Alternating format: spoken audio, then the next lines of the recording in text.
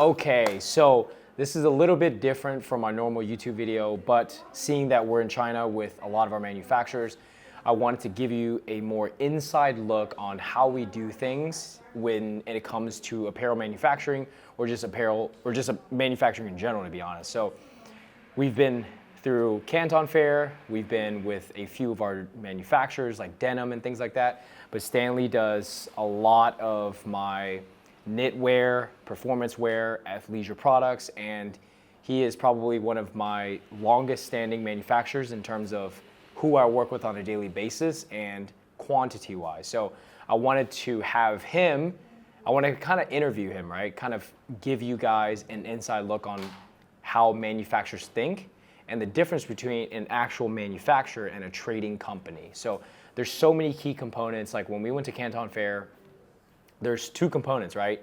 There's the trading companies as well as manufacturers, and it's hard to really tell the difference. So Stanley, you are a manufacturer, right? Yes. Can you tell me the difference between a trading company and an actual manufacturer in China?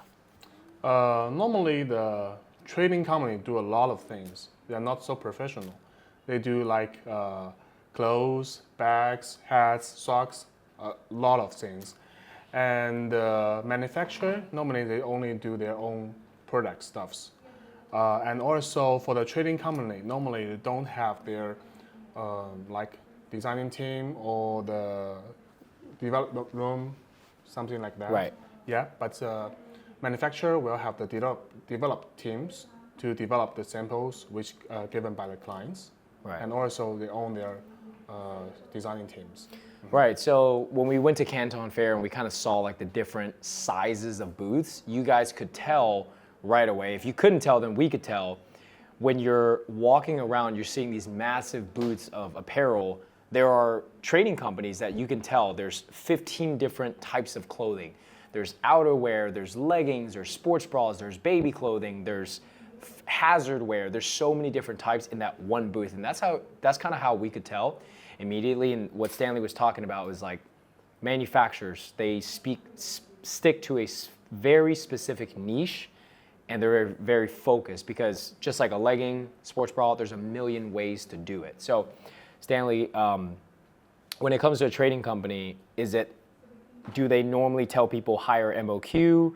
What do they say to people, like if they found them on Alibaba, right? If I was looking for a manufacturer on Alibaba and I found a trading company that I thought was a manufacturer, does the trading company contact you and increase the prices, or how do they do it if they don't have their own manufacturing?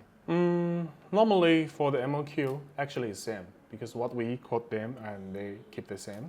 For the price, they will add some price, I think so, Right. add the commissions. Yes. But they would never tell the client that they are a trading company. Sometimes will. Sometimes will. Okay. Depends. Good. Because there are also many trading companies doing good. Okay. They only do trading, they're doing the services. Yeah. And the clients want to cover with trading because their communication is good. But some direct factory, the communication is very bad. Very, very bad.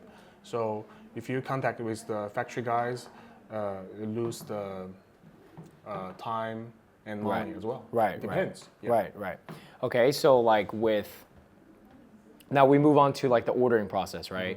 So when you're ordering a product, if someone likes a product, can you tell me the difference between ordering from a catalog that you offer and a custom-made product? So, If I was someone that contacted you on Alibaba, let's just say I found you on Alibaba. I know you're not on Alibaba, but if I contact you and I want to order from your catalog, what is the difference between a catalog and a custom-made product? there are two. For the catalog, we have two catalogs. One is customized catalog, which we have developed new styles and put in the catalog, which is custom items.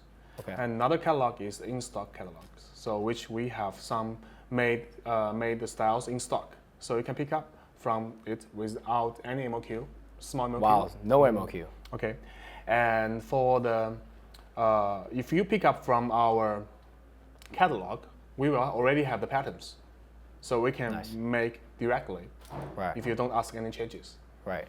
But if you send us the customized products, we need to start from the beginning, very beginning, like designing Okay. and fabrics selecting, Right.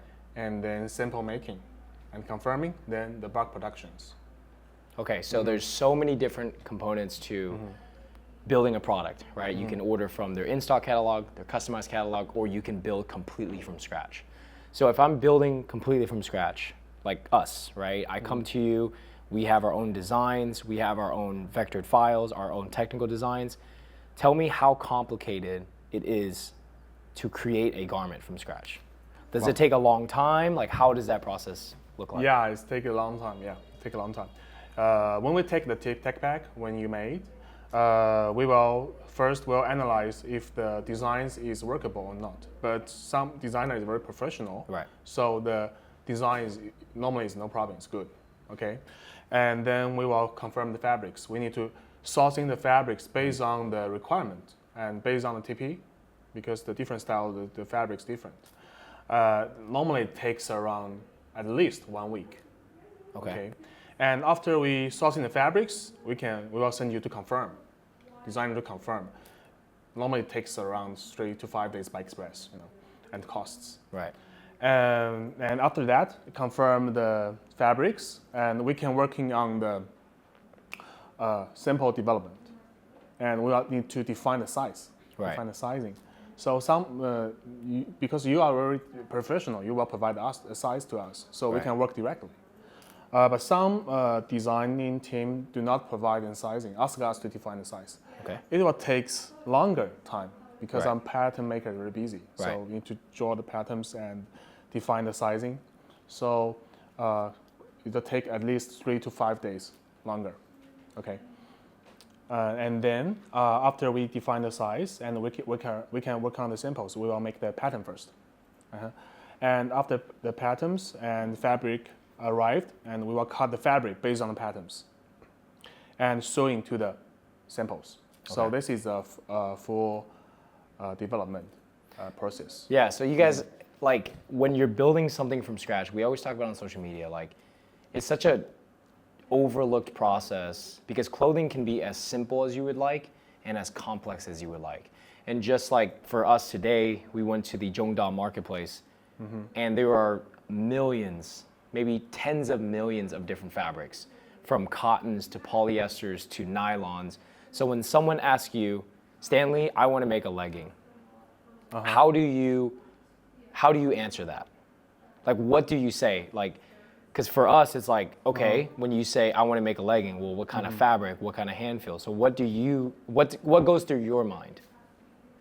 So for my question about the Yes. clients, Yes. okay, so I will ask what kind of legging you would like to make. Okay. Okay, it's for the high performance or just for the like some active or cushion Okay. leggings, different fabrics. And then I will ask the clients what kind of fabric they prefer. Right. Yeah, because I think they in their mind they will have the benchmark brand. They may follow the contents of fabric from the benchmark brand, right? Right. So they'll tell us the content, Yeah. and we can source the fabric based on the content. Right. We have a lot of fabric, but it also takes a long time. Yeah. To sourcing the fabric in the market because the market is very very big. There are Very big. hundreds, thousands of the Yeah. fabric suppliers. Yeah, so we need to compare. Yeah, I mean, we want to dumb it down for you guys, right? Like, that's trying to show you guys when you're making a single product and someone says, I want to make a t-shirt, I want to make a cotton t-shirt. There are a million different ways you can create this product. There are a million different fabrics you can create this fabric or this product. We want you guys to understand that, like, garment creation is a very in-depth process. It's almost like painting art. When we went to Canton Fair, we went to Zhongda Marketplace, we see all of our different vendors. There are hundreds of thousands of vendors just in this city alone.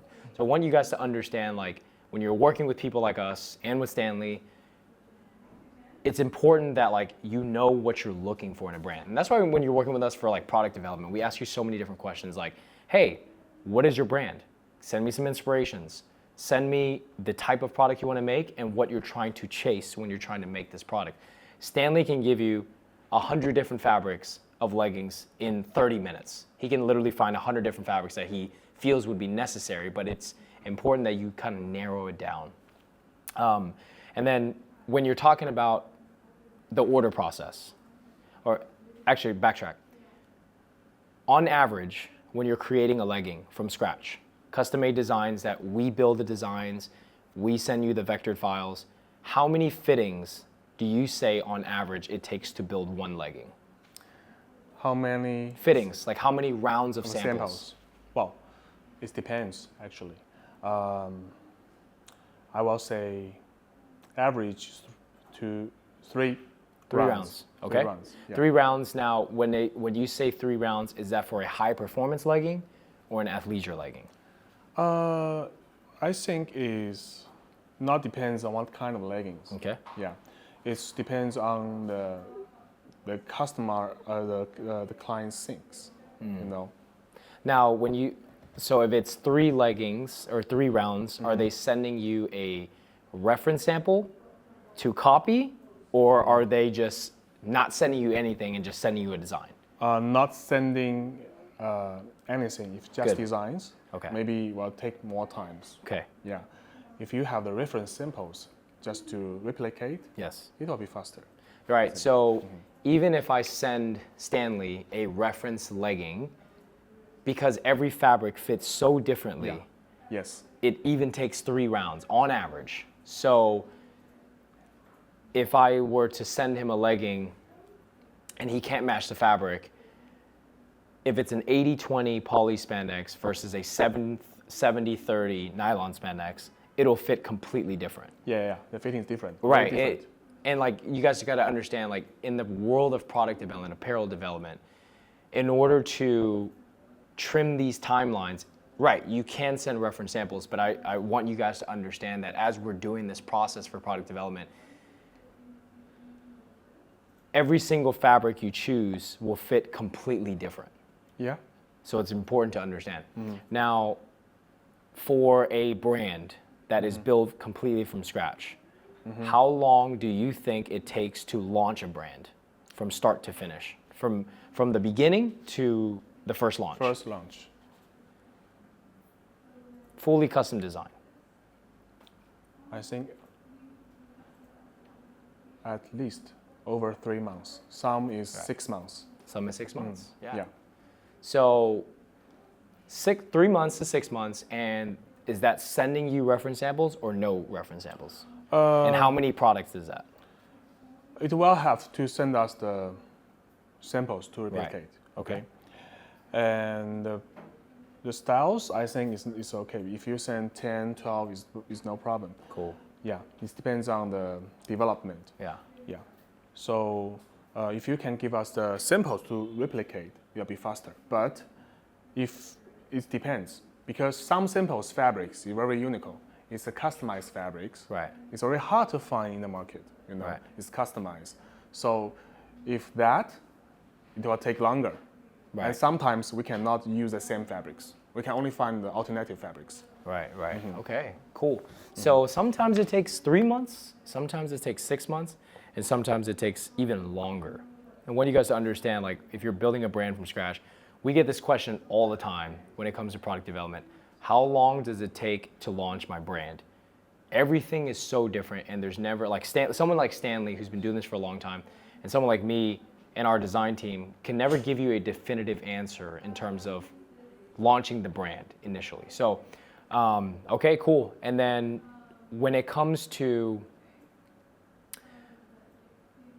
the right client, aside from the big order quantity, what do you think is the right client for you?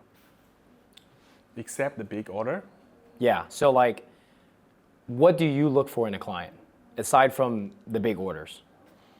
Like when a client reaches out to you, what stops you from accepting them and not wanting to work with them versus, okay, I'll work with them? I will say the clients is very understandable. It's not how to say, if we give some suggestions or we have explained to them, they can understand.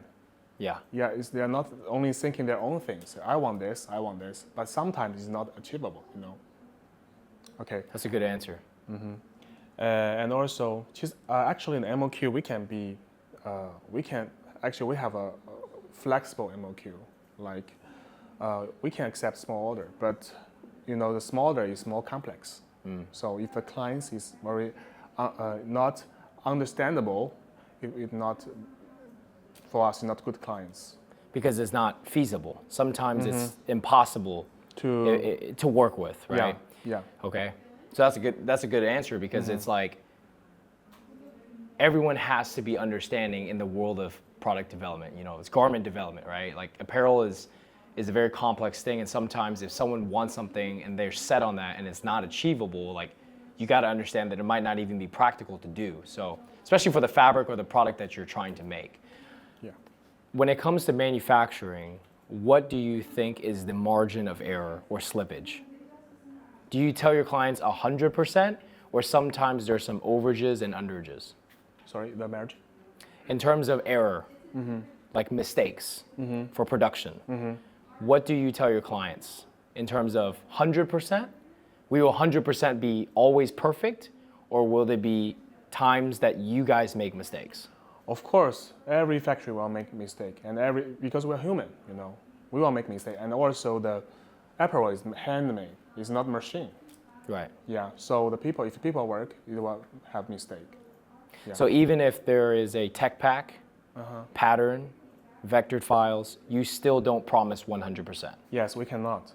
And so what is the margin of error, the percentage, do you think, is tolerable? Tolerable. You mean the highest? Yeah.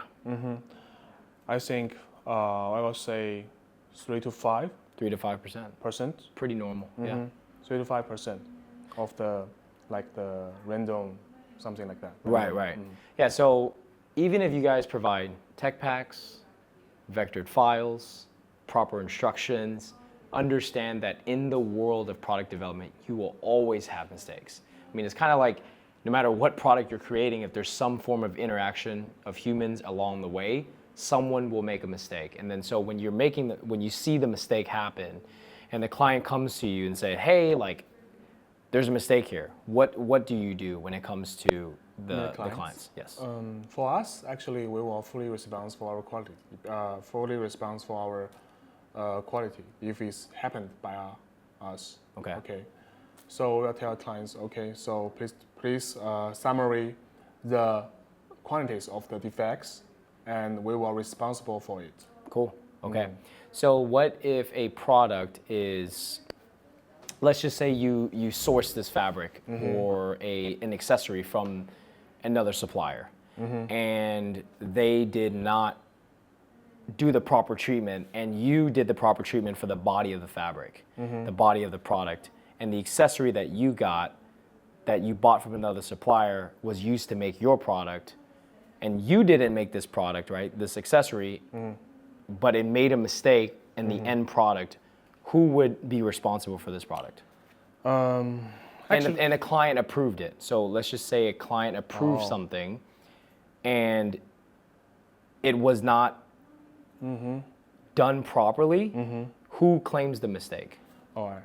So for the accessories and the fabrics, if the clients approve it, actually it means deal, you know. So it's not mistake by us, Right. you know, because it's approved like fabric, accessory, and seams. So if that defects, actually, we need to talk with the clients. It's not our responsibility. Okay, so it happens, right? Yeah, it I think happens. in the world of like product development, there's always going to be some form of error along the way.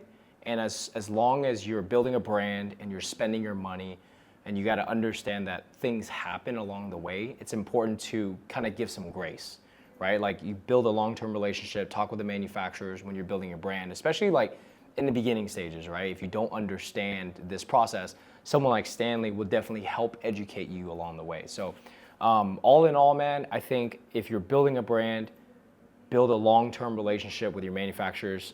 Everybody's human. We came to China, we love spending time with our manufacturers, and we can promise that it goes a long way. So thank you guys. Thank you, Stanley. Thank you. For the interview. Thank you guys for watching.